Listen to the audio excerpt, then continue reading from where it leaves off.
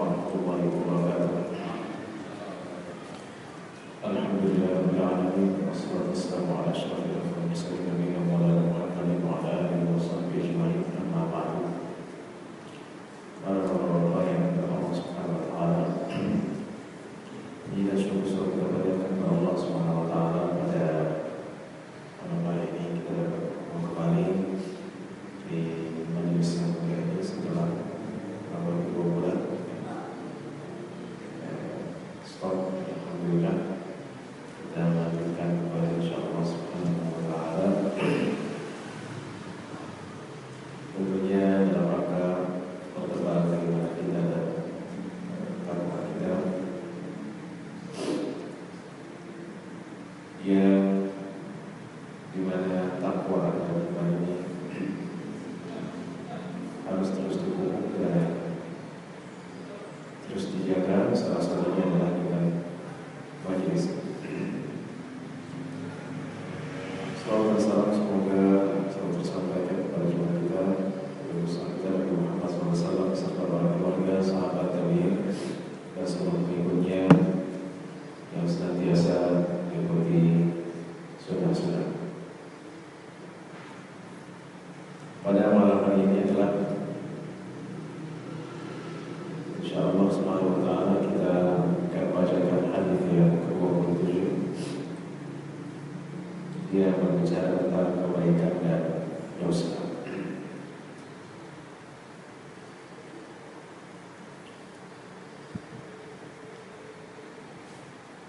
Tabiat manusia pada dasarnya adalah baik.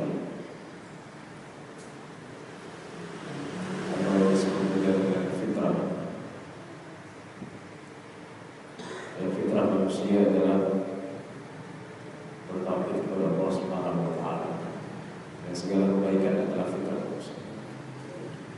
Allah berfirman, "Fitratullahi allati fatara an-nasa 'alaiha la tabdila li khalqillah, dzalika ad-dinul qayyim walakinna aktsara an-nasi la ya'lamun."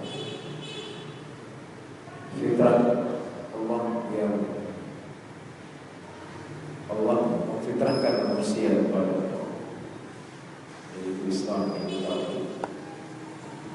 Tidak ada yang bisa mengganti pada ciptaan Allah, dan itulah agama yang lurus. Tetapi kebanyakan manusia tidak mengerti. Dan juga Rasulullah SAW ketika melakukan Isra dan Mi'raj, dan setelah Rasulullah sampai Baitul Maqdis dan sholat di dalamnya, sebelum Rasulullah SAW dinaikkan ke langit, Rasulullah diberikan pilihan oleh Jibril alaihissalam, yaitu antara minuman susu dan minuman khamr, minuman yang memabukkan. Kemudian Rasulullah memilih susu. Maka Jibril alaihissalam mengatakan, "Akhadta fitrata," kau telah mengambil fitrah. Jadi fitrah manusia itu adalah kebaikan. Kalau orang jahat yang melakukan perbuatan jahat, maka ia sebenarnya menyalahi fitrah. Sehingga di sini hadis Rasulullah SAW, yaitu hadis Nawas bin Sam'an radhiyallahu anhu, Nabi sallallahu alaihi wasallam, qala, dari Nawas bin Sam'an radhiyallahu anhu, dari Nabi Muhammad SAW, beliau bersabda, "Al-birru husnul khuluq." Kebaikan itu adalah akhlak yang baik. Ya. Kebaikan itu adalah akhlak yang baik. Jadi berbuat baik itu adalah akhlak yang baik. Berbuat jahat adalah akhlak yang buruk. Dan karena agama itu bukan hanya mengurusi masalah ibadah, tapi juga bagaimana berinteraksi dengan sesama. Maka Islam juga mengajarkan kita untuk baik kepada orang lain, bukan hanya kepada diri kita.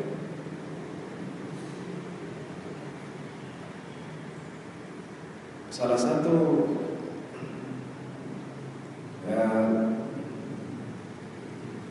kebaikan yang disebutkan dalam Al-Quran misalnya adalah menginfakkan yang kita cintai, sehingga Allah Subhanahu wa taala jelas-jelas dengan firman-Nya dalam firman-Nya, "Lan tanalul birra hatta tunfiqu mimma tuhibbun." Engkau tidak akan mencapai kebaikan sampai engkau menginfakkan apa yang engkau cintai. Jadi di antara kebaikan yang disebutkan oleh Al-Quran adalah menginfakkan apa yang kita cintai. Kalau kita punya barang dan barang itu adalah top, paling kita sukai, kemudian kita infakkan barang tersebut kepada orang lain, maka kita telah sampai kepada kebaikan dalam baik sesuai yang tersebut. Ya, kalau kita punya baju mau kita kasih orang, kira-kira kita pilih yang udah jelek, ya, atau yang udah lama, atau baju yang masih bagus, baru sebulan 2 bulan kita beli dengan harga yang lumayan. Maka kalau kita ingin mencapai kebaikan, Allah berfirman, ya, infakkan. Kau tidak akan sampai pada satu kebaikan, pada kebaikan sampai engkau menginfakkan yang kau cintai, yang kau sukai.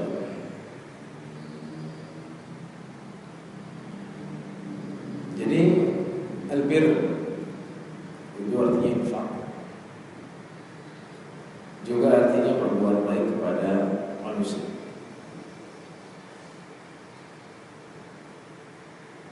Ada istilah birrul walidain, cuma kita menerjemahkannya dengan berbakti. Itu bahasa. Bir itu berbuat baik kepada orang tua.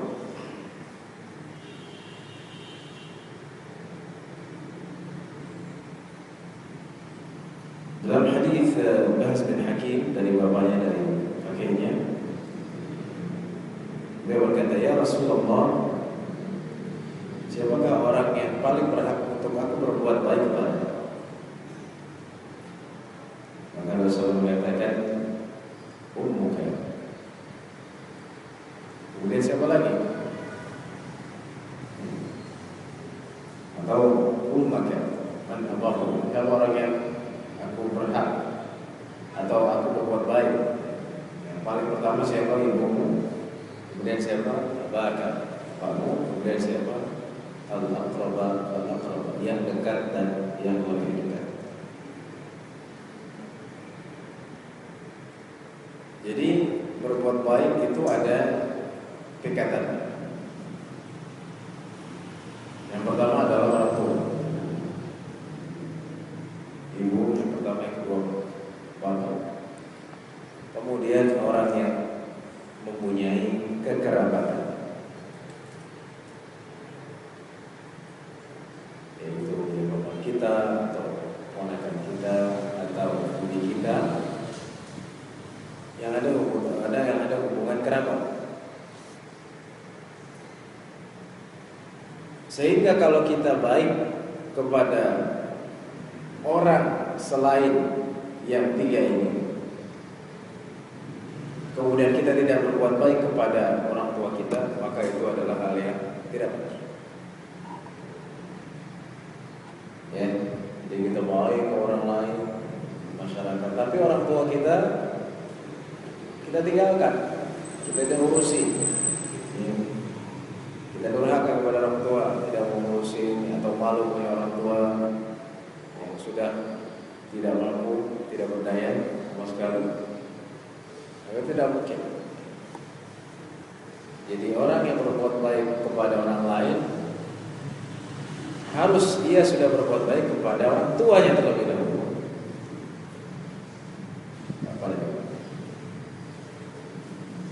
Atau ia berbuat baik kepada orang banyak, tapi kerabatnya ia tidak perhatikan.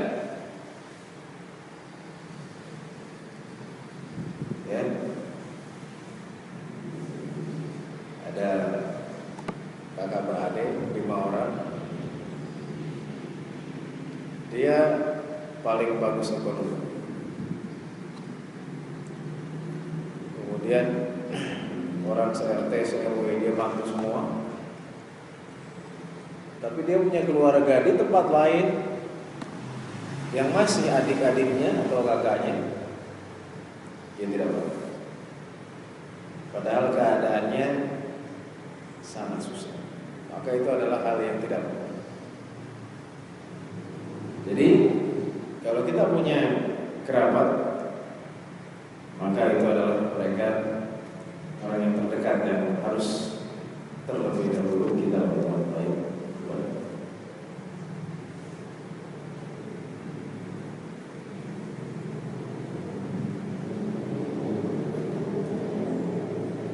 Diriwayatkan dari Abdullah bin Umar, beliau mengatakan kebaikan itu adalah suatu yang hayyin, yang mudah. Kenapa? Karena pada dasarnya manusia itu fitrahnya baik, seperti yang saya wajhun taliqun wa kalamun layyin, kata Abdullah. Kebaikan itu mudah. Di antaranya adalah wajah yang berseri, taliq, yang lepas, ya, tidak wajah yang apa namanya, membuka masa. Jadi wajah yang lepas, wajah yang berseri, yang tersenyum. Wa kalamun layyin, dan perkataan yang layyin, ya, perkataan yang halus, tidak keras apapun menyakiti orang. Ya.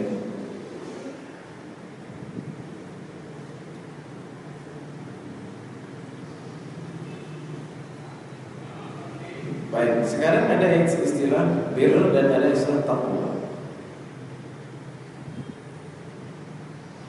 Jadi kalau albir, kebaikan, digandengkan dengan takwa, maka maknanya albir, berbuat baik kepada makhluk, kepada manusia dan makhluk lain.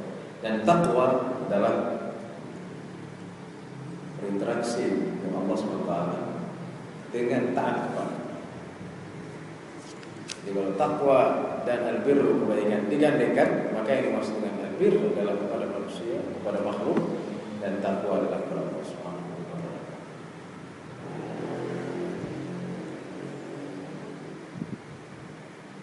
Kemudian juga bisa artinya kalau albir dan at-taqwa itu digandengkan, maka maknanya albir adalah hal-hal yang wajib, at-taqwa adalah peninggalan yang haram. Sehingga Allah berfirman, wa ta'awanu 'alal birri wat taqwa wa la ta'awanu 'alal itsmi wal 'udwan. Dan saringlah tolong-menolong kalian dengan kebaikan. Kebaikan artinya yang wajib,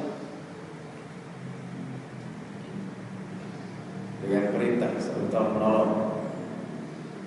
Dan janganlah engkau wala ta'awunul itsmi wal 'udwan bil birri wa ta'awunu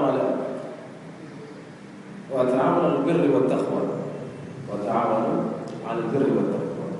Jadi saling menolonglah kalian atas kebaikan dan takwa. Kebaikan itu apa? Melakukan kewajiban. Takwa itu apa? Meninggalkan yang haram. Karena takwa itu artinya menghindari, dan dasarnya waqa. Yaqi itu artinya menghindari. Seperti orang yang berjalan di jalanan, ketika ia melihat duri, apakah ia, wah ini duri saya injak, ya, atau durinya dia singkirkan, dia hindari. Pasti dirinya dibuang, atau ada paku ketika naik mobil, kira-kira terobos saja mobilnya, atau berhenti dulu, pakunya disingkirkan. Itulah seperti itulah takwa. Jadi hal-hal yang haram kita menstop diri dari hal-hal tersebut. Itu disebut dengan takwa dalam ayat ini.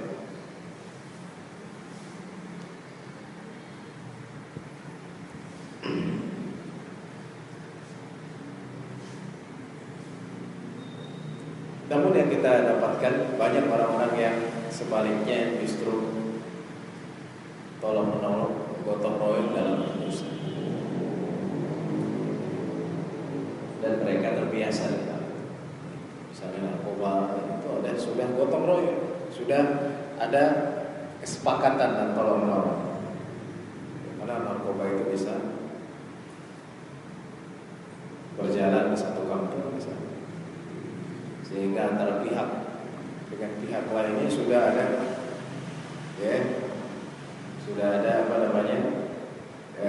kesepakatan ataupun sudah ada kerjasama, sehingga orang yang dari luar ketika melihat seperti tidak ada apa-apa, itu disebut dengan tolong menolong atas dosa. Wala ta'awanu 'alal itsmi wal 'udwan. Jadi kebaikan itu juga adalah segala perbuatan taat, baik yang nampak ataupun yang batin, yang lahir ataupun yang batin dalam jiwa, yang tidak nampak. Allah Subhanahu wa taala berfirman, "Laisal birra an tuwallu wujuhakum qibala al-masyriqi wal maghribi walakinnal birra man amana billahi wal yawmil akhir wal malaikati wal kitabi wan nabiyyin." Sampai akhir. Jadi bukanlah kebaikan engkau menghadapkan wajahmu ke timur ataupun ke barat, tapi kebaikan itu adalah orang yang beriman kepada Allah, hari akhir, malaikat, kitab, para nabi, kemudian memberikan harta sesuatu yang dia cintai seperti tadi. Kepada siapa? Pada orang yang punya kekerabatan, wal yatama, anak yatim, orang miskin, ibnu sabil, Ibnu sabil itu bukan anak jalanan yang anak-anak pang, bukan. Ibnu sabil, atau anak trotoar atau anak rel, cuma sekarang itu tidak ada lagi yang masuk. Bukan, jadi bukan itu anak jalanan, itu artinya adalah orang yang melakukan perjalanan jalan Allah Subhanahu wa taala. Yang musafir itu disebut dengan dia musafir. Kemudian orang yang minta-minta, kemudian orang yang ar-riqab, tentunya mereka menjadi budak, memberikan salat, memberikan zakat, menepati janji apabila berjanji, sabar dalam keadaan susah.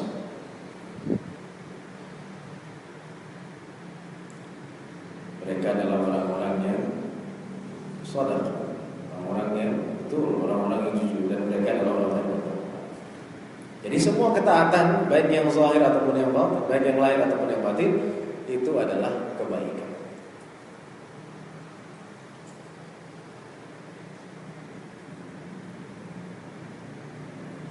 Jelas ya?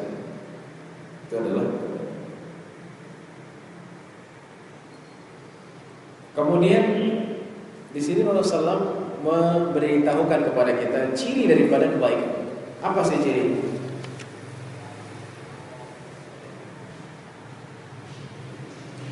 Kebaikan adalah akhlak yang baik.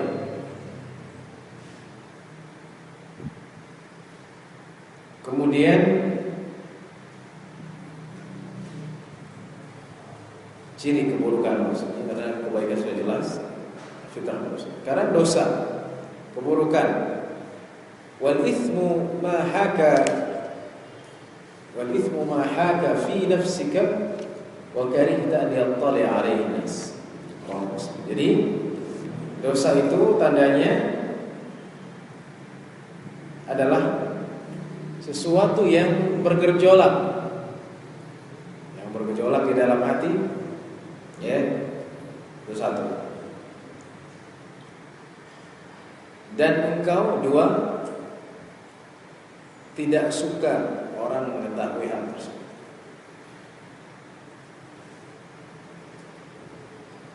Jadi ciri dosa itu ada dua dalam hadis. Yang pertama adalah hati bergejolak. Kenapa hati bergejolak? Karena ketika orang keluar dari fitrah, hatinya akan bergejolak.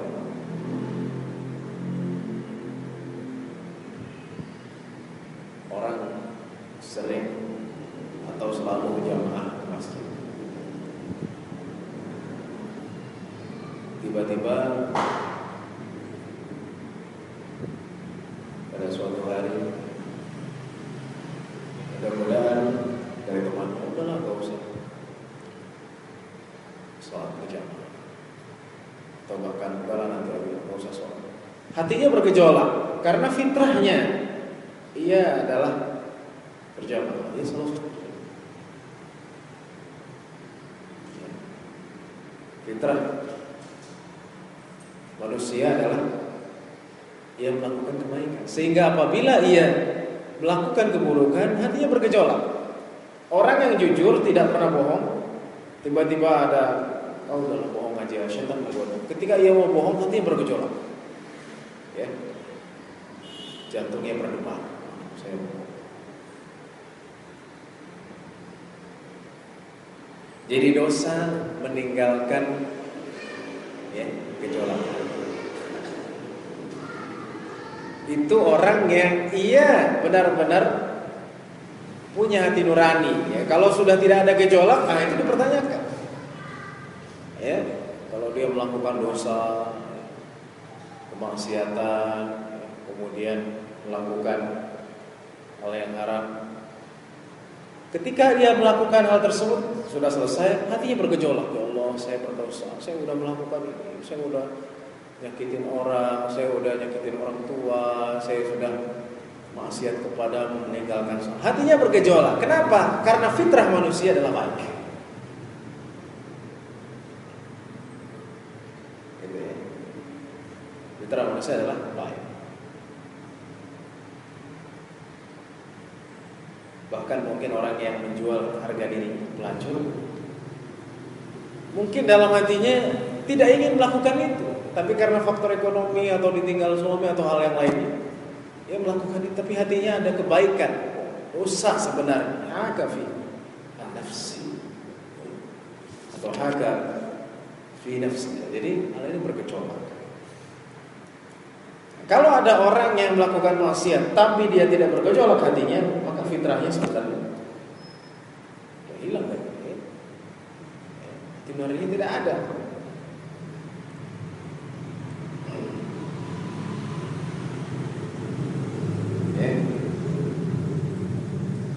Misalnya ada orang yang baru minum minuman keras, dia bergejolak dan terus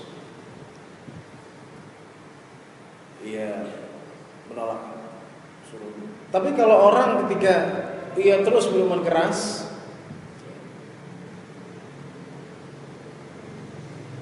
sudah terbiasa, maka ini menjadi kebalikan, ya.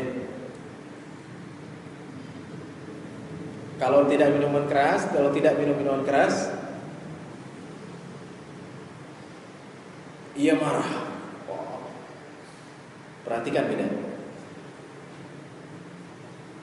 Ada orang yang ketika tidak minum minuman keras biasa. Ketika minum minuman keras, dia menjadi marah, inginnya ngerusak, aniaya, malak, terus. Tapi ada sebaliknya, ada orang ketika nggak minum minuman keras, dia inginnya merusak.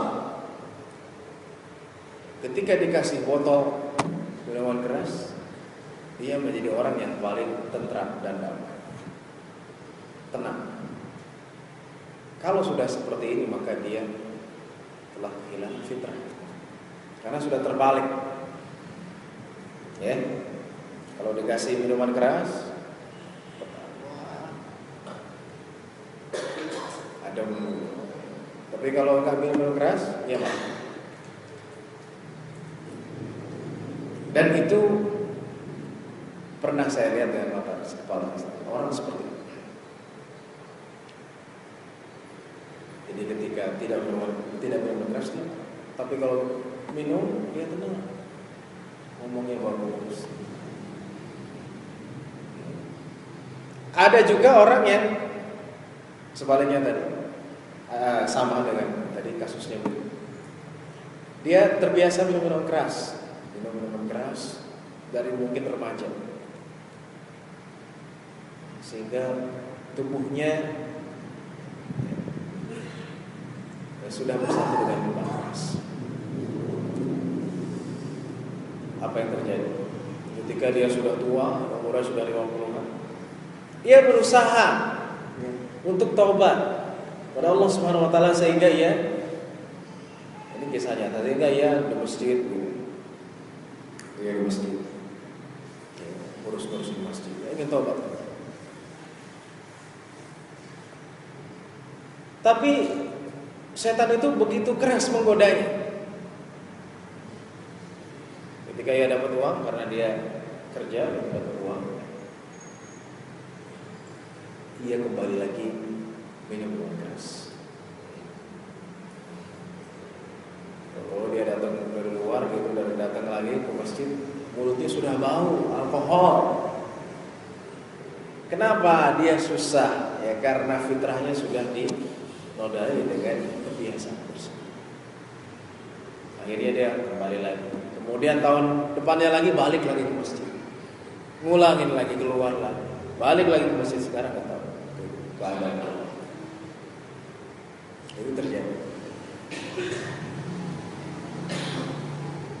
Jadi perlu saya tegaskan lagi, dosa itu cirinya adalah gejolak hati. Yang kedua adalah wa karihta liyattali 'alaihin nas. Engkau tidak ingin orang tahu. Itu dosa. Biasanya seperti itu. Ya. Tapi nanti ada kebalikannya. Dia sengaja orang tahu. Nah, itu ketika fitrah itu sudah dinodai, atau bahkan dia telah meninggalkan fitrah.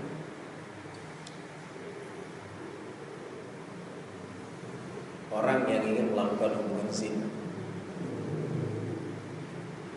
kalau masih ada fitrah di dalam hatinya, fitrah kebaikan,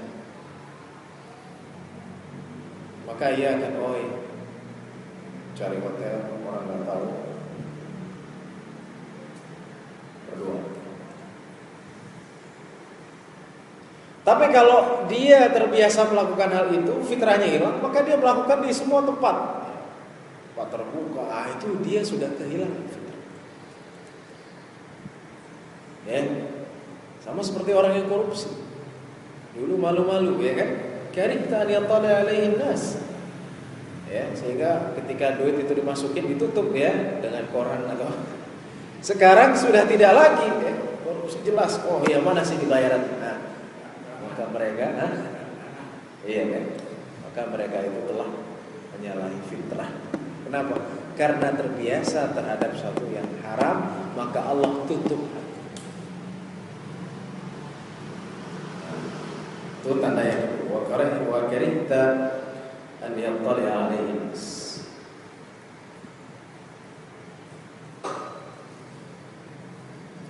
Jadi dua ciri ini adalah ciri dosa. Ya. Kemudian ada satu hadis lagi, hadis Muawiyah bin Ma'bad radhiyallahu anhu. Tapi hadisnya di dalam sanad memang kalau kita terdapat dhaf, lemah.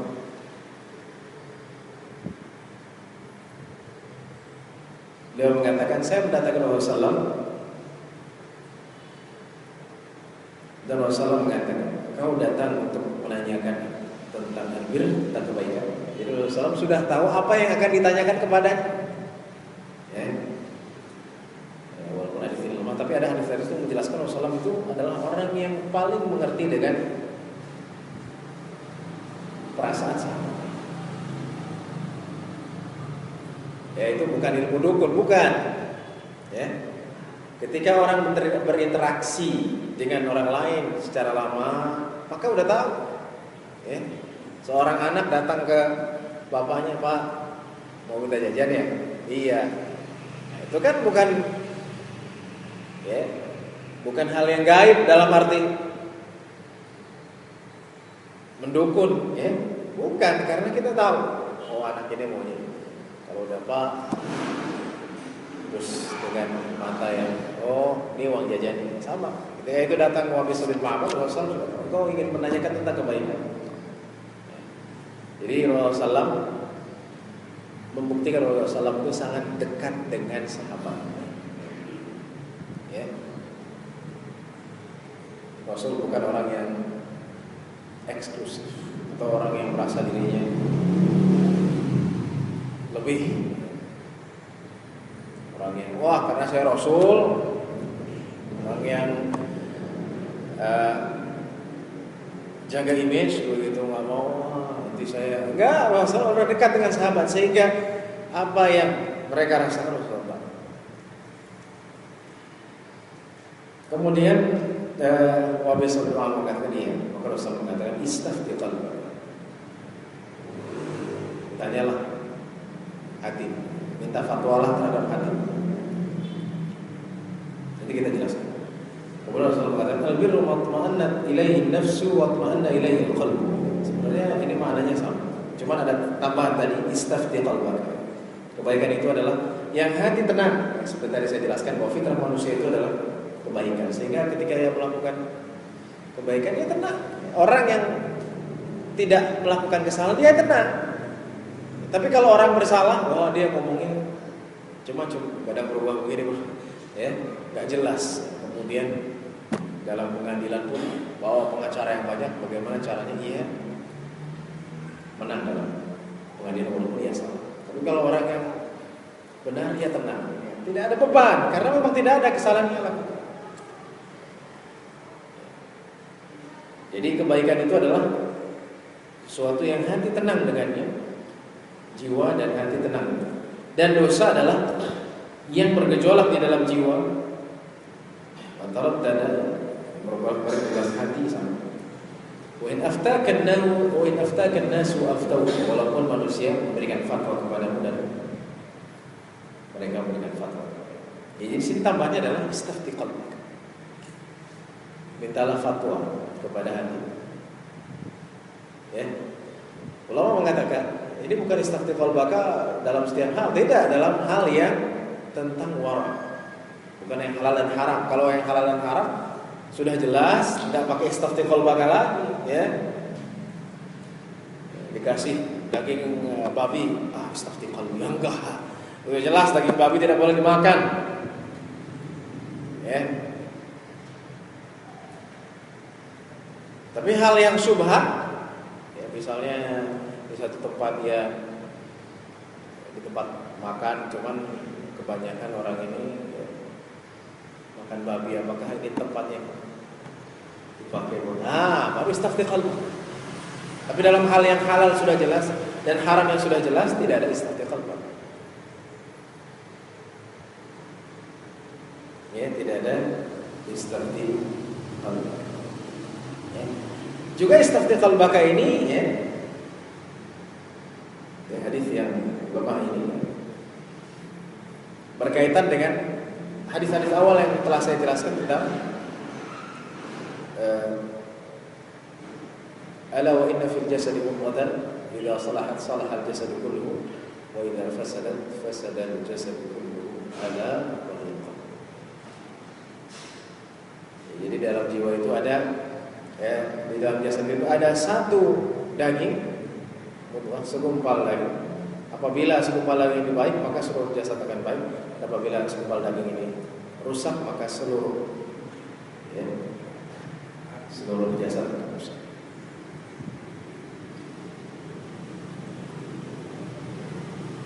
Ya, itu ada kaitannya.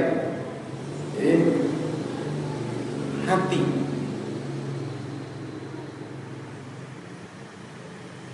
Jadi kalau hati ini baik, maka semua akan.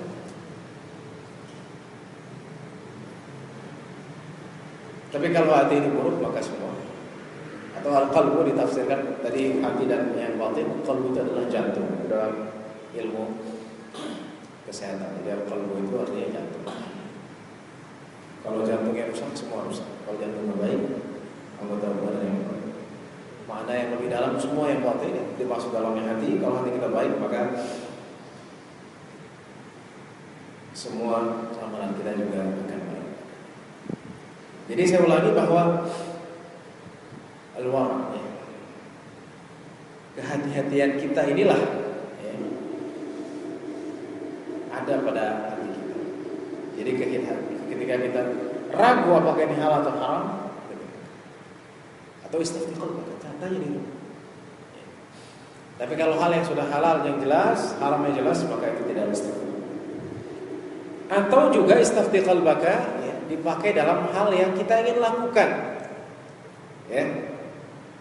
Misalnya saya punya rencana, saya ingin bangun fulan, bangun rumah, tapi saya masih ragu, istafti qalbaka. Tanya. Maka ini baik buat saya. Baik.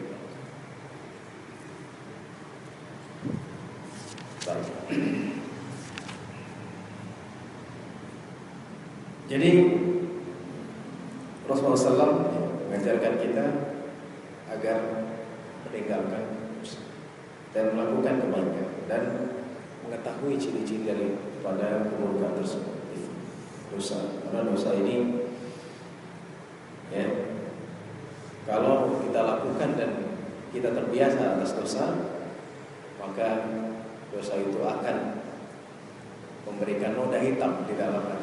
Innal 'abda idza adnaba nukitat naktatan sauda fi dalam hadis sahih. Jadi apabila hamba melakukan satu dosa, maka ia akan dititik hitamkan di dalam hati, dalam jantung, satu titik hitam. Kalau ia taubat akan hilang. Kalau dia kembali ke titik hitam lagi, dia akan titik hitam lagi, hitam sehingga hati ini menjadi hitam. Kalau dipenuhi dengan dosa. Kalau hati itu sudah hitam, maka susah orang untuk meninggalkan. Atau ketika ia ingin taubat, godaannya lebih besar, seperti kisah tadi yang saya sampaikan. Ketika orang sudah terbiasa bermain keras atau main perempuan, dan itu ia sudah lakukan sejak remaja. Ketika ia sudah di usia senja 56 tahun, dia masih kebayang dan berat rasanya sehingga dia melakukan. Maka janganlah sampai kita membiasakan dosa tersebut. Dan juga di sini mengajarkan kita untuk memiliki akhlak yang baik kepada manusia dan juga kepada Allah Subhanahu wa taala.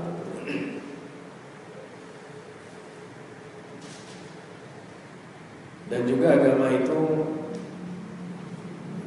bukan hanya memperhatikan yang luar, tapi dalam. Agama itu bukan materi. Agama itu hati. Kalau pusat daripada manusia ini sudah benar, insyaallah semuanya benar.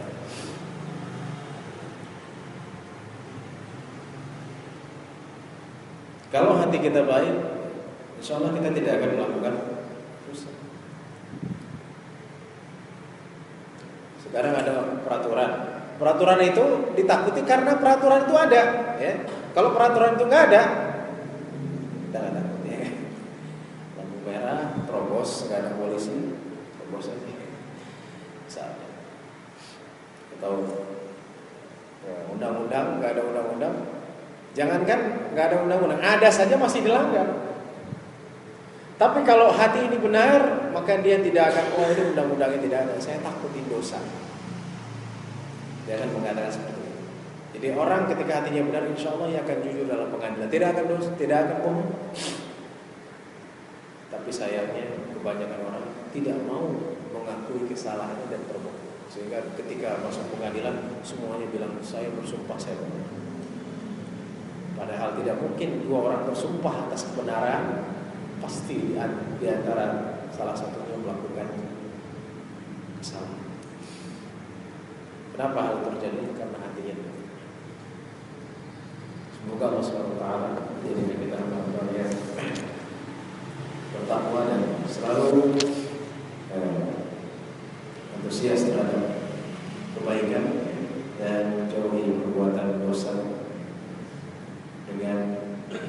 semaksimal mungkin ya.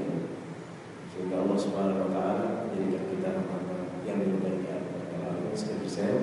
Wassalamualaikum warahmatullahi wabarakatuh.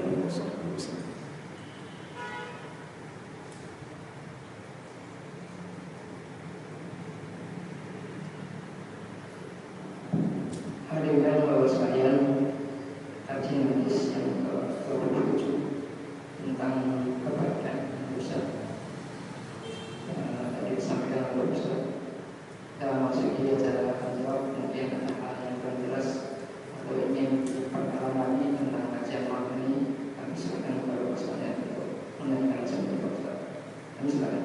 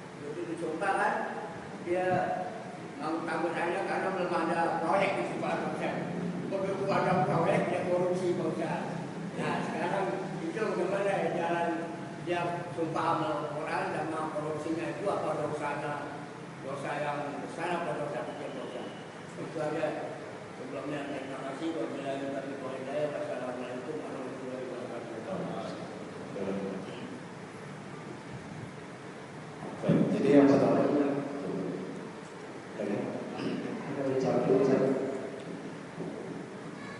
yang pertama adalah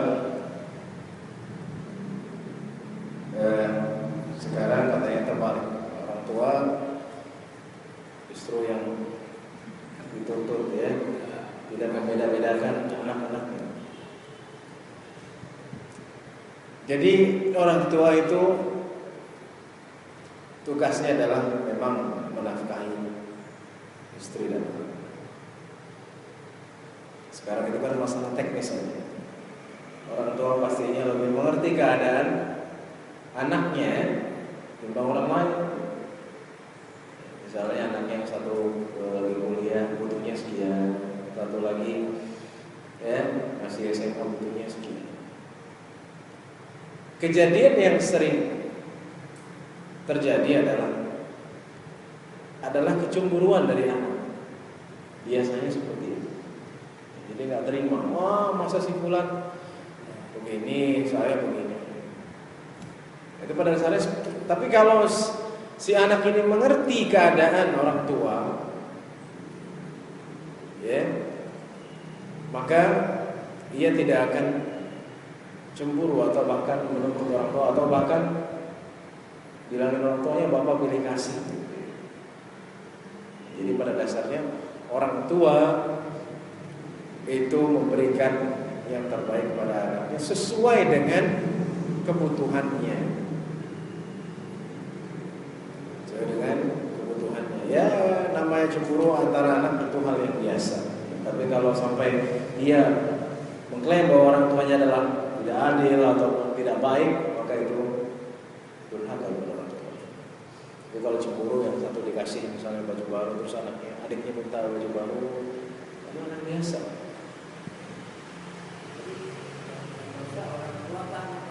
Ya?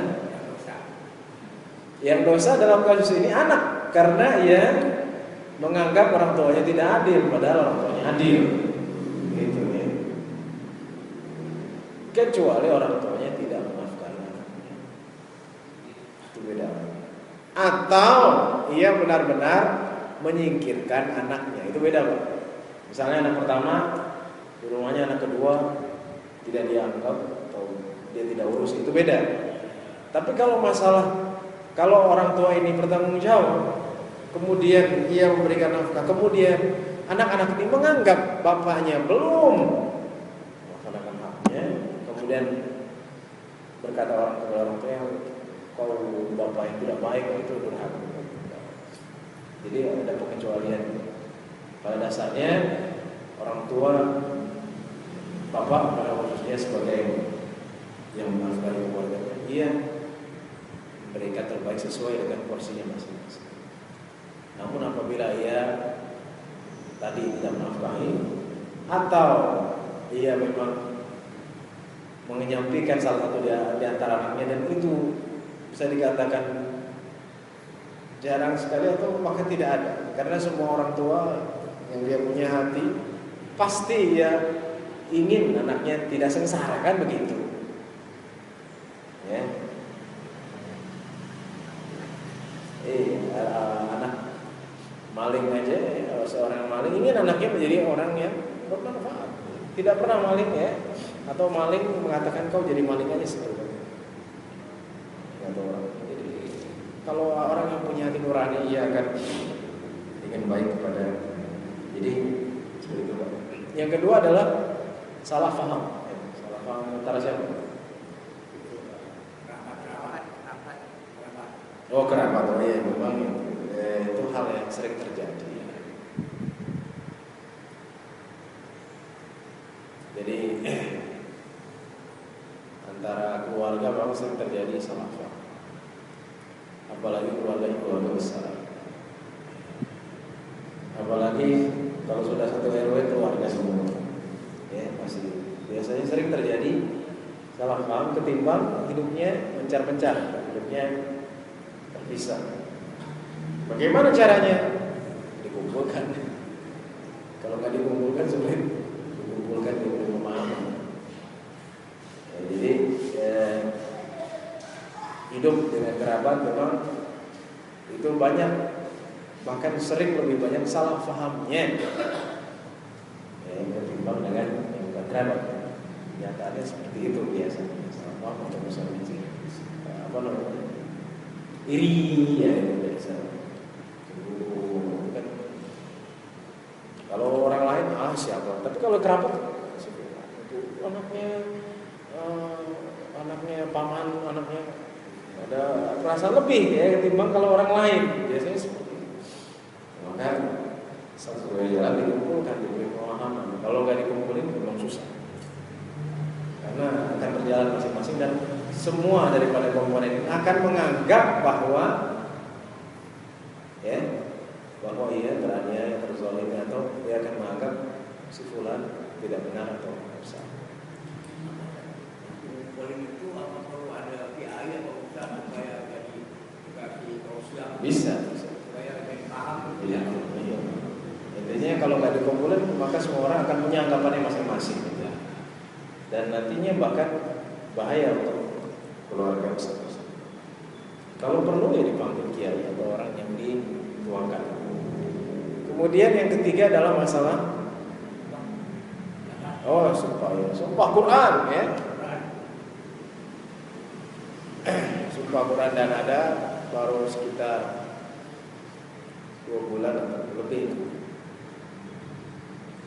di Australia. Jadi ada salah seorang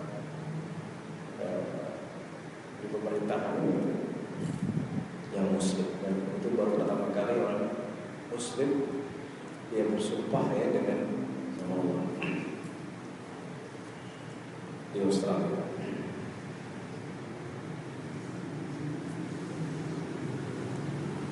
Sekarang kalau orang bersumpah ya, kemudian ketika ia sudah menjabat, ia melakukan korupsi, apakah ia dosa besar? Iya, dosa besar. Ya, karena melanggar sumpah itu adalah dosa besar. Ya, saya bersumpah ya dengan nama Allah, saya akan melakukan korupsi, nggak tanggung lagi triliunan, ya. Maka dia melanggar sumpah itu. Jadi dosanya pertama mengambil orang, mengambil atau orang lain. Kedua, melanggar sumpah Allah.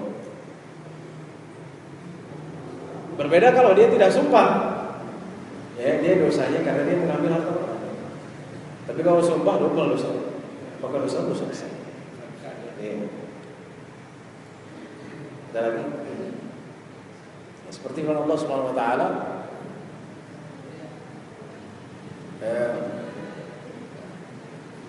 ولا تنقضوا الأيمان بعد توكيدها وقد جعلتم الله عليكم كفيلا. Dan janganlah engkau membatalkan sumpah-sumpah setelah engkau menguatkan sumpah itu, dan engkau menjadikan Allah sebagai kafila, sebagai orang yang bertanggung jawab padamu. Jadi dia bersumpah dengan nama Allah itu, ia sebenarnya sudah mengikrarkan diri, ya, bahwa Allah lah yang akan, ya, Allah menjadi saksi bagi saya dan Allah akan memberikan saya hukuman kalau saya melanggar. Sebenarnya kafir, ya, sebagai cukup bagi artinya di sini adalah Allah, ya, telah kita ikrarkan kepadanya bahwa saya akan benar-benar melakukan. Maka ketika ia melanggar sumpah itu, maka murka Allah yang akan turun kepadanya.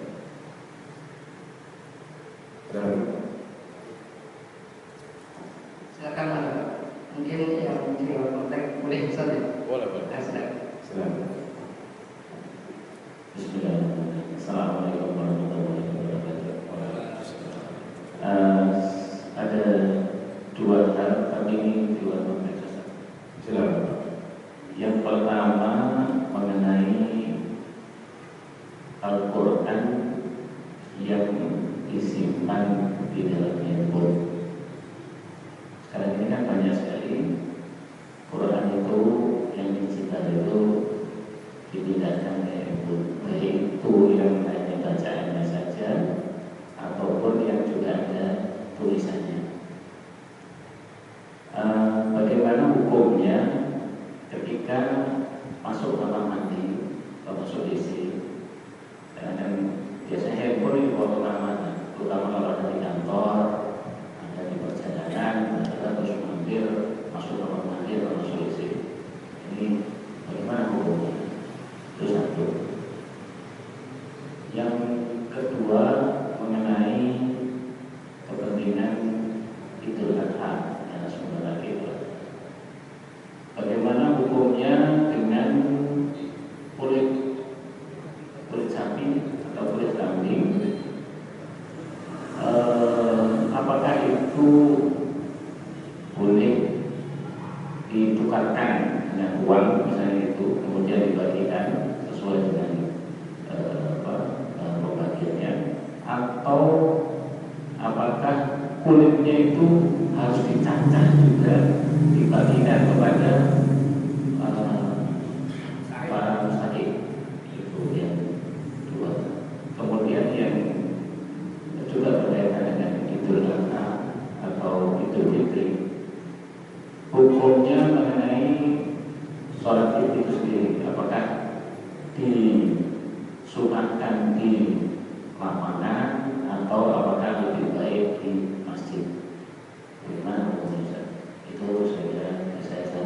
Terima kasih. Assalamualaikum warahmatullahi wabarakatuh. Jadi yang pertama masalah handphone. Jadi handphone ini sekarang bisa macam-macam.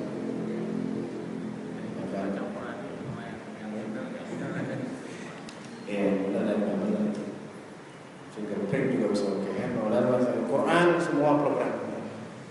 Jadi karena handphone itu adalah handphone, bukan Quran, sehingga apabila masuk kamar mandi, cukup dimatikan aplikasinya saja.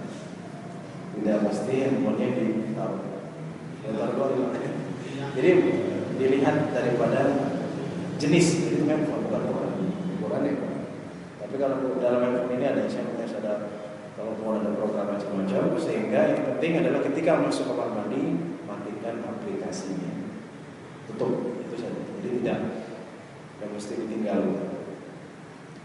Kemudian yang kedua adalah masalah kulit. Maka harus dibagikan. Pada dasarnya harus dibagikan. Cuman kalau misalnya wah Pak ini di kampung kita nggak ada yang makan kulit, gimana dong? Ada yang makan kulit. Apakah boleh diuangkan kemudian diberikan kepada orang tersebut? Itu ada yang membolehkan. Fikih ya, itu pada dasarnya adalah asalnya dikasihkan. Tapi kalau memang tidak ada yang makan kulit, apakah boleh dikasih? Ya, yang seharga daripada kulit tersebut, ya. Maka sebagai ulama membolehkannya. Itu dilihat keadaannya. Ada juga orang yang suka kulit begini, tapi ada juga yang tidak. Mungkin ya? Iya, tapi yang pasti diberikan pada manusia, bukan di apa? Karena ada yang dijual gitu ya, kemudian buat dirinya sendiri tidak boleh. Dikembalikan ya. Iya. Kalau tadi dijual kan uangnya dikembalikan lagi. Iya. Untuk fakir miskin tidak mau, insyaallah. Kemudian sholat Id. Oh ya, memang masalah tadi di musola. Musola itu bukan masjid, musola itu lapangan. Jadi yang utama di lapangan. Kalau memang cuaca tidak mendukung atau hujan maka tidak masjid. Tapi pada dasarnya di lapangan lebih utama. Lagi Ada sekarang bahwasanya yang namanya boleh di dalam konteks materi. Silakan.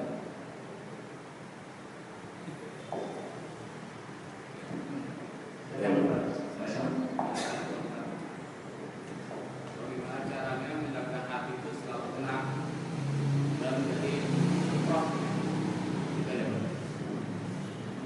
bagaimana caranya agar hati Selalu tenang dan menjadi roh. yang pertama pastinya ala bi dzikrillah tatma'innul qulub. Ingat Allah, zikir ya. Jadi kalau kita waktu kosong kita zikir. Oke. Kemudian yang kedua, jangan sampai ada makanan yang haram yang masuk ke dalam tubuh kita. Karena Rasulullah ketika menjelaskan hadis yang tentang syubhat, tentang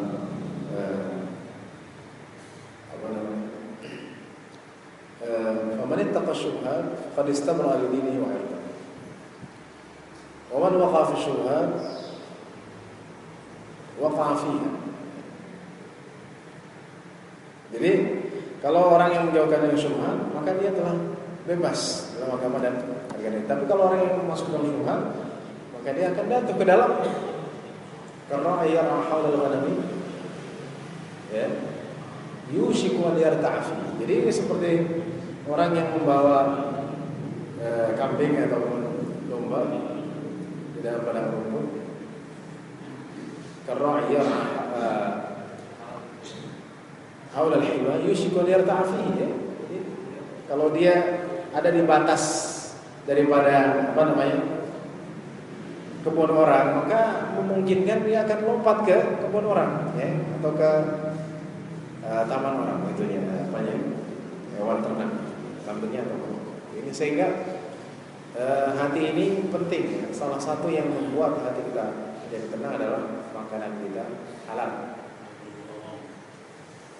baik itu halal zatnya ya, ataupun halal cara. Jadi kalau orang yang minum keras, makan tidak akan tenang. Dia akan bergejolak terus, dan dia tidak akan bilang. Tapi kalau dia makan yang halal, kemudian juga tidak korup atau tidak mengambil apa-apa, dia akan tenang. Jadi yang pertama adalah menghati kepada Allah SWT. Salah satunya adalah zikir, bukan lisan saja, yaitu bagus juga. Bagus pastinya, kemudian juga zikir, baca Quran, kemudian juga mengaji, itu adalah zikir ya. Karena dalam mengaji itu adalah mengingatkan pada, jadi ngaji itu bukan sekedar ilmu saja, tapi ilmu yang diharapkan dapat mendekatkan diri kita kepada Allah Subhanahu wa taala. Yang kedua adalah ya, menjaga makanan, minuman.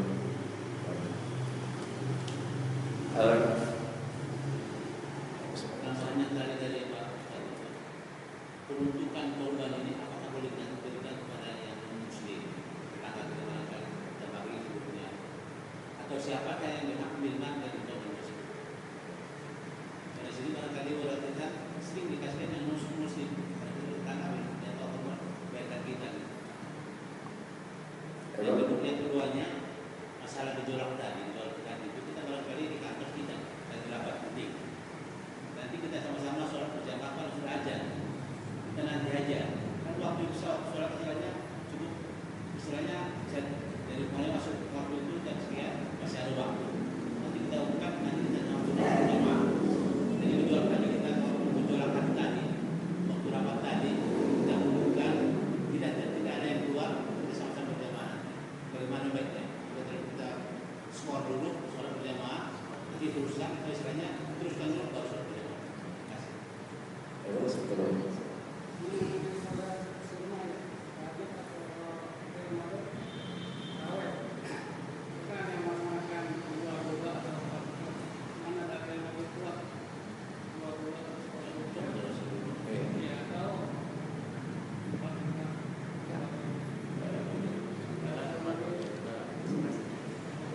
Jadi ini masalah. Rasulullah mengatakan kulu wat'imu wad-dakhil. Makanlah, simpanlah dan kasih makan. Jadi pada prinsipnya yang muslim terlebih dahulu diberikan. Tapi kalau memang mencukupi maka tidak apa-apa. Ya kalau memang ternyata ada yang membutuhkan, orang kalau lebih kasih. Karena di situ kulu wat'imu wad-dakhil. Makanlah, kasihlah orang lain dan simpanlah. Kemudian apakah tadi sebenarnya kita harus tegas. Kalau tadi saya diskor dulu soalnya sesuai dengan kalau semua pekerjaan ya udahlah sampai maka tidak akan terjadi sholat jamaah pada waktu seperti itu.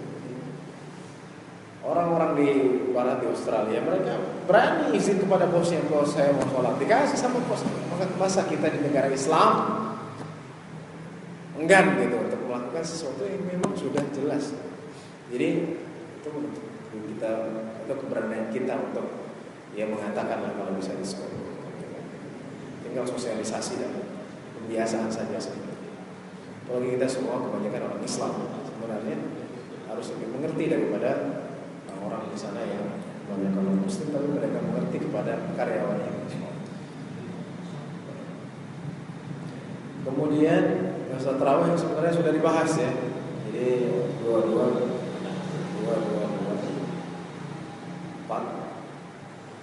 3 itu ada namanya. Jadi ada tiga bentuk.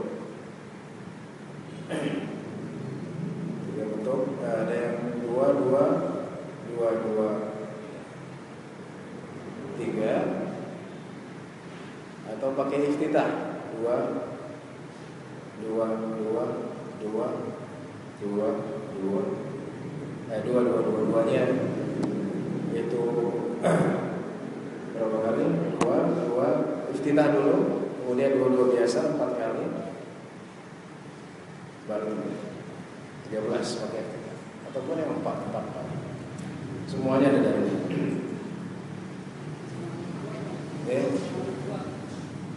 kuat. Ya ada yang sebagian mentarjih 4-4-3 ya. Tapi bagi saya semuanya hadisnya kuat.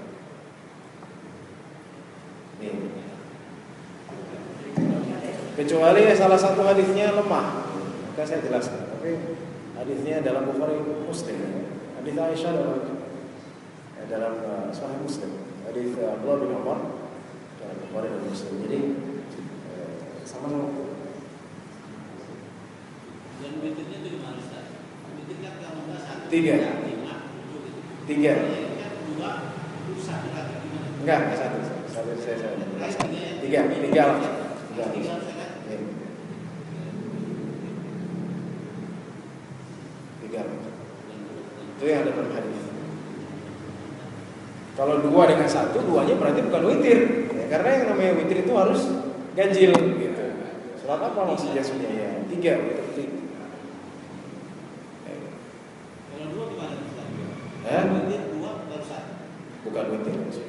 Witirnya yang 1.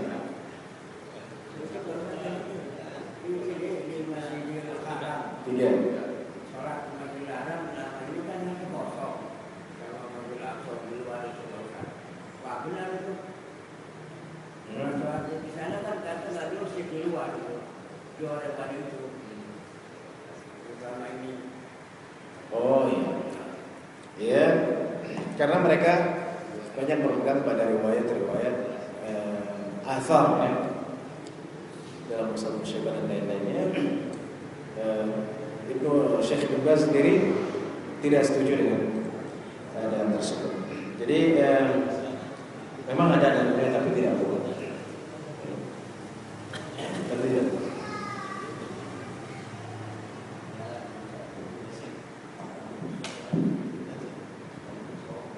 Kalau Imam silakan atau nanti Pak Cukup. Cukup. Satu lagi barangkali Ustaz. Oh iya. Ini kejadian di sini di masjid kita ini. Waktu berjamaah kita duduk di samping ini dan kemudian batal seorang jamaah kita. Karena batal dia masih ikut istilahnya pengen berjamaah terus. Dia lewat orang yang jamaah di belakang ini. Waktu dekat sini kami duduk istilahnya kita sholat. Baiknya bagaimana dia langsung diam situ saja atau barang kita yang mengatur langsung ikut berjamaah langsung. Kalau itu selesai orang sudah kembali saatnya sholat diri. Apa dia misalnya boleh berlewat orang yang sholat tadi? Iya, jadi orang yang hadas dia batal salatnya dan harus setelah memperbaharui wudunya. Wudu lagi. Jadi nggak usah nunggu sampai selesai. Jadi kalau dia posisi depan, semestinya yang belakang sudah mengerti dan memberikan jalan, Pak. Jadi dia kalau bisa nggak ini untuk langsung lurus ke belakang gitu, kemudian dikasih senggak. Jadi itu yang harus disosialisasikan. Jadi sosialisasinya jamaah jumpa. Kalau ada yang batal, ya, maka hendaknya ya para jamaah memberikan jalan. Dan diimbau juga kepada orang itu agar lurus ke belakang. Ya. Jadi diimbau, disosialisasikan bisa, sehingga tidak ada apa namanya, melewati hal seperti itu.